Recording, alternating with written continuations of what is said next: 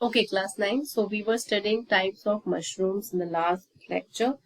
So the types of mushrooms are different types. I told you that edible mushroom is Agaricus biosporus. Okay. So now the steps of mushroom cultivation. How do we cultivate mushrooms?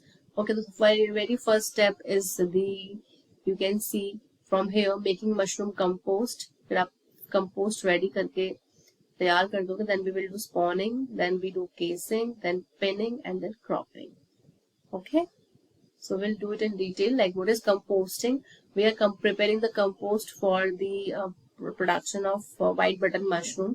It is prepared by mixing wheat or paddy straw. तो जो भी wheat और paddy का जो straw होता है, means जो waste होता है, उसके अलावा chicken manure भी आप use कर सकते हो. Some organic and inorganic fertilizers उसमें add करके आप compost को 50 डिग्री सेल्सियस पे 1 वीक के लिए रखोगे. ठीक है, ताकि उससे ना सारे के सारे जो उसके न्यूट्रिएंट्स है वो सब डिसॉल्व हो जाए, एक जगह आ जाए सारे nutrients. And then we do spawning. Spawning is mushroom seed consisting of mycelium. आप जैसे हम कोई भी पेड़ उगाने के लिए सीड का यूज करते हैं, ऐसी मशरूम सीड क्या होता है, हम ऐसी सीड लेंगे जिसमें माइसीलियम हो, मतलब बहुत सारे हाइफे हो, ग्रुप ऑफ हाइफे. तो ये माइसीलियम होना चाहिए. It is introduce into the compost. Suppose आपने कंपोस्ट था, आपने इसके अंदर you have put mycelium into it. Okay, तो ये कंपोस्ट के अंदर आपने माइसीलियम डाल दिया. Okay, and then it is allowed to spread for couple of days. तो ये ऑब्वियसली जब माइसीलियम आ गया है तो धीरे धीरे फंगस भी ग्रो करना स्टार्ट कर देगा. A thin layer of soil is spread over compost. उसके ऊपर आप एक लेयर डाल दोगे सॉइल की. ये कंपोस्ट हो गया. कंपोस्ट में आपने माइसीलियम डाल दिए बहुत सारे. ओके, एंड देन माइसीलियम के बाद आपने उसके ऊपर एक सॉइल की लेयर लगा दी. तो soil compost mycelium.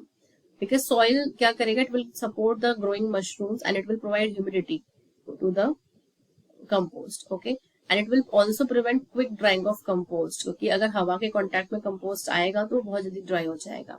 And then it can regulate the temperature also. Okay, it will not allow the compost to get directly heated by sunlight.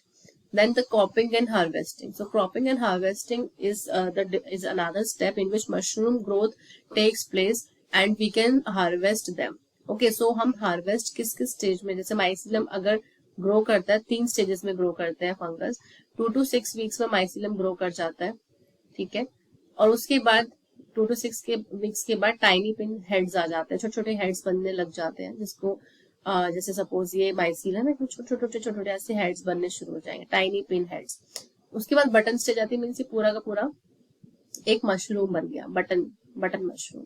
Okay, तो इस लास्ट स्टेज को हम कहते हैं button stage. So this is called as button stage, which is the last stage. And after this stage, at this stage, the mushrooms are taken out and they are preserved. क्योंकि directly आप उसको market में तो नहीं ले जाओगे. The shelf life is increase by vacuum cooling. जैसे आपने देखा पैकेट में मशरूम आते हैं ऊपर से टाइटली पैक्ड. सो हम शेल्फ लाइफ कैसे बढ़ा सकते हैं मशरूम की, इनको हम वैक्यूम कूल कर सकते हैं. वैक्यूम कूलिंग का मतलब है कि कोई अंदर मशरूम जब आप पैक करो तो उस पैकेट के अंदर कोई मॉइस्चर नहीं होना चाहिए, क्योंकि मॉइस्चर होगा तो वो खराब हो जाएगी. ओके, और उसके अलावा गामा रेडिएशंस भी दे सकते हो आप ग्रोइंग मशरूम्स को, ताकि वो इन्फेक्शन से बची रहे. And you store them at 15 degree Celsius. Okay, घर पे भी जब आप मशरूम्स लेकर आते हो, you store it in the fridge. बाहर रख के देखो, पता चलेगा कि मशरूम खराब हो रहा है या नहीं. ठीक है, तो आप बाहर रखोगे तो ऑब्वियसली वो खराब हो जाएगा. Okay, so harmful role of fungi क्या है. हार्मफुल भी होती है फंगी बहुत सारी. Like they can destroy your goods. Like fungi are responsible for destruction of textiles, wooden articles, leather goods. अलग अलग टाइप की फंगस हैं जो अलग अलग जगहों पे लग जाती है और उनको डिस्ट्रॉय कर देती है. Spoilage of food is very very common because of fungi. Like penicillium, aspergillus, they cause spoilage of materials such as food, vegetables, meat, bread, dairy products, and later on they can also do food poisoning. So the fungi can also do plant diseases, animal diseases, and human diseases. So for example, in plants, it can cause rust, smut, or rot. So rust mostly takes place in wheat. It is the common fungal agent is the wheat rust. Okay, and the smut is in this the plant are affected like barley, wheat, and oats. Okay, and mostly the fungal agent of that is smut. And next is ergot.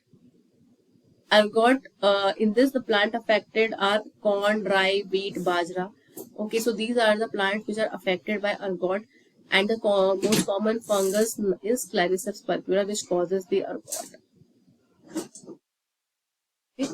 And next is the animal disease. Animal disease, like most commonly, is lung necrosis, which is caused by Aspergillus species. Okay, Aspergillus से होता है ये. Okay, next is human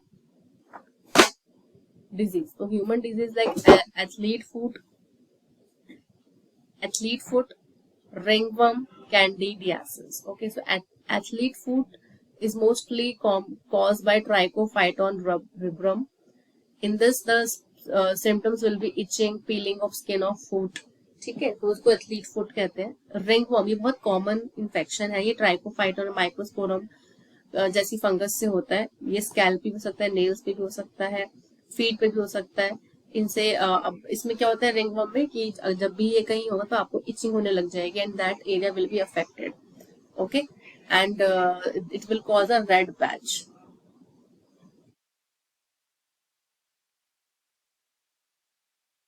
okay, candidiasis albicans. Next is candidiasis albicans.